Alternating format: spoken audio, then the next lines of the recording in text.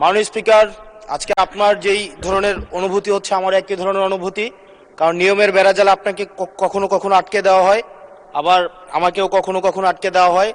আসলে নিয়ম হচ্ছে অলওয়েজ রোলার্স যারা তাদের অনুসারেই হচ্ছে নিয়মটা চলে। নিয়মটা যখন ইন ফেভারে থাকে তখন বলা হয় এটা নিয়ম, আবার যখন বিরুদ্ধে যায় তখন এটাকে বলা হয় কাস্টম। কোনটা সাংবিধানিক কোনটা অসাংবিধানিক এই বেড়াজালে এই সংসদ ঘুরপাক খাচ্ছে। এর মাঝখানে যেহেতু দেবিদ্বার থেকে মানুষ আস্থা রেখে 1,72,000 মানুষ ভোট দিয়ে এই সংসদে পাঠিয়েছে, তাদের পক্ষে 1 মিনিট 18 সেকেন্ড কথা বলছি। আমার দেবিদ্বার থেকে চান্দিনার একটা রাস্তা আছে, যে রাস্তা দিয়ে 2 লক্ষ মানুষের যাতায়াত। মাননীয় স্পিকার, 2 লক্ষ মানুষের যাতায়াত হলেও এই রাস্তাটা মাত্র 12 ফিট, অর্থাৎ 2টা সিএনজি একসাথে 2টা ক্রস করতে পারে না। আমাদের ওখানে 11টা ইউনিয়নের মধ্য দিয়ে রাস্তাটা গিয়েছে।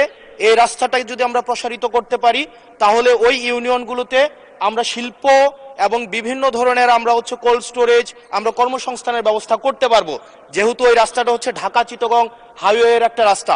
এবং এই রাস্তাটা যদি আমরা প্রশস্ত করতে পারি তাহলে আমাদের কুমিল্লা থেকে, আমাদের ঢাকা থেকে যে সিলেটের যে যাতায়াত, সেই যাতায়াত হচ্ছে আমাদের 40 কিলোমিটারের মতো কমে যাবে। মাননীয় স্পিকার, সার্বিক দিক বিবেচনায় কর্মসংস্থান বৃদ্ধি এবং যোগাযোগ হচ্ছে আমাদের 40 কিলোমিটার কমানোর জন্য আমাদের ঢাকা, আমাদের কুমিল্লা, আমাদের দেবিদ্বার থেকে চান্দিনার যে রাস্তাটা আছে সেটা 12 ফিট আছে।